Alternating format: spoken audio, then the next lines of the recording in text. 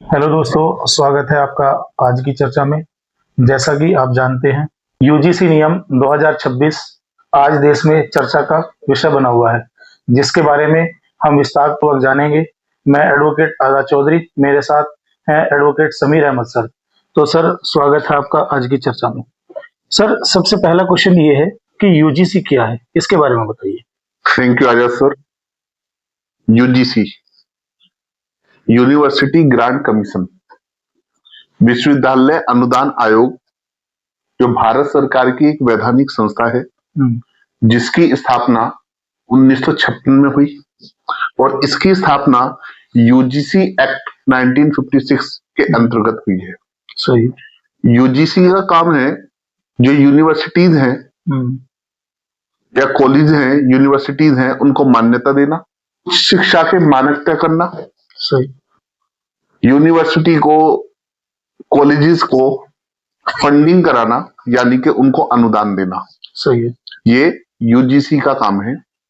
यानी कि यूजीसी जो है यूनिवर्सिटीज को मान्यता देती है, उच्च शिक्षा के मानक तय करती है, सही है। कॉलेजेस को, यूनिवर्सिटीज को फंडिंग करती है, यानी कि यूनिवर्सिटी को रेगुलाइज करने वाली एक बॉडी है, एक संस्था। समीर सर, यूजीसी को लेकर एक नया चर्चा का विषय बना हुआ है कि यूजीसी नियम 2026 क्या है, इसके बारे में बताइए। जी आजाद सर, जैसा आपने कहा, यूजीसी नियम 2026 जो है ये आज पूरे देश में चर्चा का विषय बना हुआ है। बिल्कुल। तो सबसे पहले हम ये जानेंगे कि यूजीसी नियम 2026 है क्या। Motion in equity higher education institutions regulation 2026 नाम से नियम बनाए हैं। ये नए नियम जो हैं ये 13 जनवरी 2026 से लागू किए हैं। इन नियमों का उद्देश्य कॉलेज और विश्वविद्यालय में भेदभाव को रोकना, समान अवसर को बढ़ावा देना है। यानी यूजीसी ने जो ये नियम बनाए हैं, ये नियम इसलिए बनाए हैं कि कॉलेज में, यूनिवर्सिटीज में छात्रों के साथ या शिक्षकों के साथ या कॉलेज या यूनिवर्सिटीज में काम करने वाले व्यक्तियों के साथ जातिगत भेदभाव ना हो। जातिगत भेदभाव को रोकने के लिए यूजीसी ने ये नियम बनाए हैं। समीर सर, एक क्वेश्चन ये है कि यूजीसी नियम 2026 को लेकर क्या विवाद है और ये इतना चर्चा में क्यों है, इसके बारे में बताइए सर। आजाद सर, यूजीसी नियम 2026 जो चर्चा में है या जिसको लेकर विवाद है, इसके कई कारण हैं। हम विस्तार पूर्वक इन कारणों को देखेंगे। सही। कि वो क्या कारण है। पहला कारण है जातिगत भेदभाव की परिभाषा। सही है। यानी कि यूजीसी नियम 2026 में जो जातिगत भेदभाव की परिभाषा दी गई है, उसमें सामान्य वर्ग को नहीं रखा। सही। उसमें सामान्य वर्ग को नहीं रखा। यानी यूजीसी नियम 2026 में ये कहा गया है, जब एससी, एसटी या ओबीसी वर्गों के सदस्यों के साथ सही जातिगत आधार पर या अन्य किन्हीं कारणों पर अनुचित व्यवहार या भेदभाव होता है तो इसको जातिगत भेदभाव कहा जाएगा, माना जाए। लेकिन यहां पर एससी, एसटी और ओबीसी वर्गों का जिक्र किया, लेकिन जो सामान्य वर्ग है, जनरल वर्ग है, उसको इसमें शामिल नहीं किया। सही।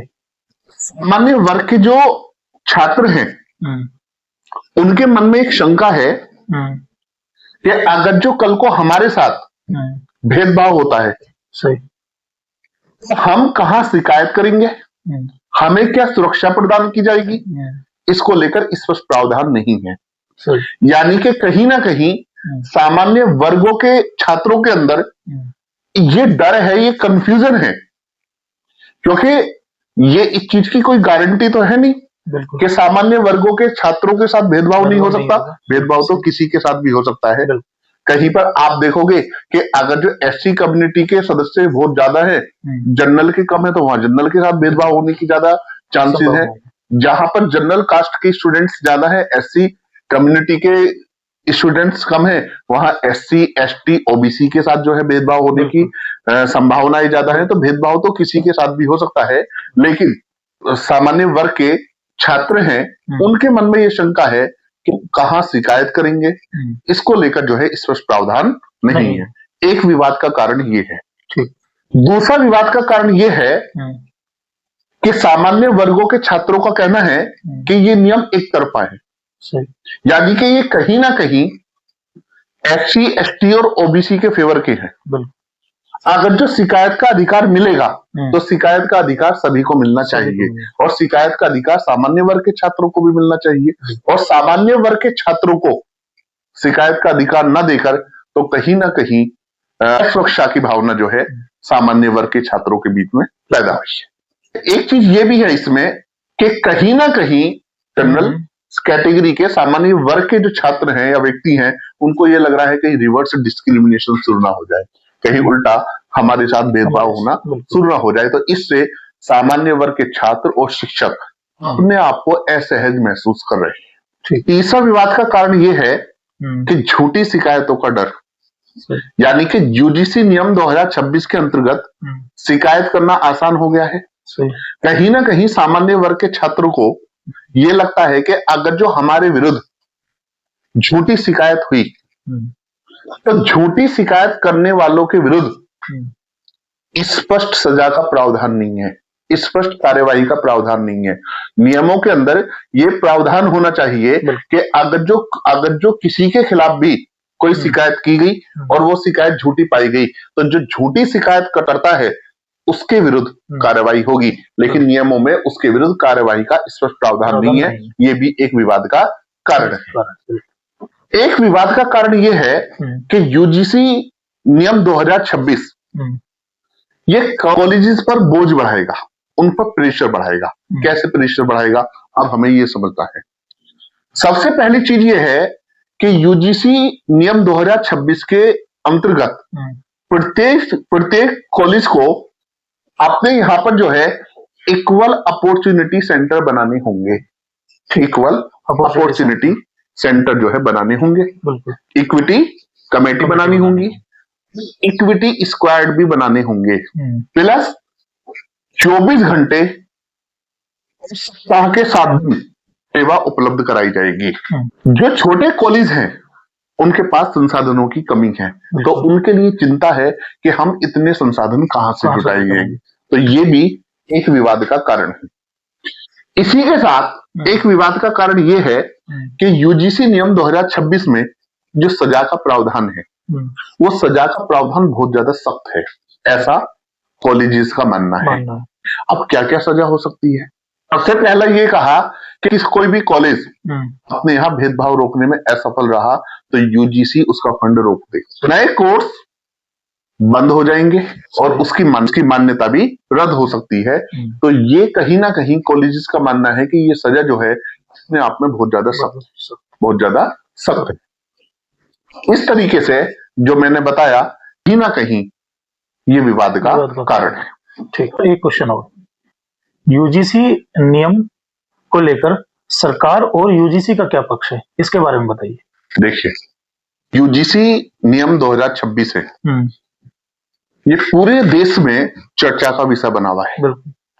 जगह जगह सड़कों पर आप इसका प्रदर्शन भी देख रहे हैं, कहीं कहीं पर ये प्रदर्शन हिंसक भी हो रहे हैं। बिल्कुल, लॉ एंड ऑर्डर को मेंटेन करना सरकार की जिम्मेदारी है।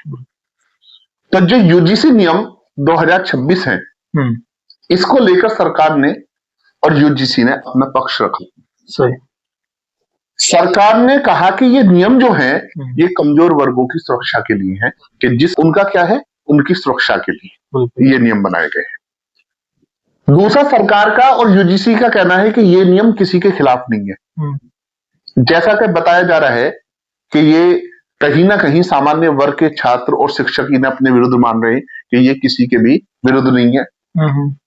तीसरा, सरकार का और UGC का कहना है कि अगर जो इन नियमों का दुरुपयोग होगा तो उस दुरुपयोग को रोकने के उपाय किए जाएंगे। तो बहुत सीधी सी बात है, अगर जो आप कह रहे हैं कि सरकार का ये नियम किसी के खिलाफ नहीं है, हाँ। तो सरकार को और यूजीसी को स्पष्ट करना चाहिए कि आखिर जब उन्होंने जातिगत भेदभाव की परिभाषा दी तो उसके अंदर जनरल कम्युनिटी को क्यों नहीं लिया, सामान्य वर्ग को क्यों नहीं लिया, जनरल कैटेगरी को क्यों नहीं लिया, उसका स्पष्टीकरण दे। बिल्कुल यूजीसी को और सरकार को उसका स्पष्टीकरण देना चाहिए। साथ ही साथ ये कहना कि दुरुपयोग को रोकने के उपाय किए जाएंगे, क्या उपाय करे जाएंगे उनको भी स्पष्ट कर दिया जाए। अगर जो इन चीजों को स्पष्ट कर दिया जाए तो मेरा मानना है ये विरोध भी रुक जाएगा और जो है कंफ्यूजन क्रिएट हो रहा है वो कंफ्यूजन भी दूर हो जाएगा। बहुत बहुत धन्यवाद सुबीर सर। तो दोस्तों आप सुन रहे थे एडवोकेट समीर अहमद सर को, जिन्होंने यूजीसी के नियम 2026 के बारे में विस्तार पूर्वक बताया। यूजीसी क्या है, यूजीसी नियम 2026 जो है चर्चा में क्यों है, इसका क्या विवाद का कारण है, इसके बारे में स्पष्ट रूप से समझाया। इसके पश्चात भी अगर किसी व्यक्ति का, किसी छात्र का कोई क्वेश्चन है, कोई कमेंट है, तो आप हमें कमेंट कीजिएगा, हम उसका जवाब देने की पूरी कोशिश करेंगे। तब तक के लिए जय हिंद, जय भारत।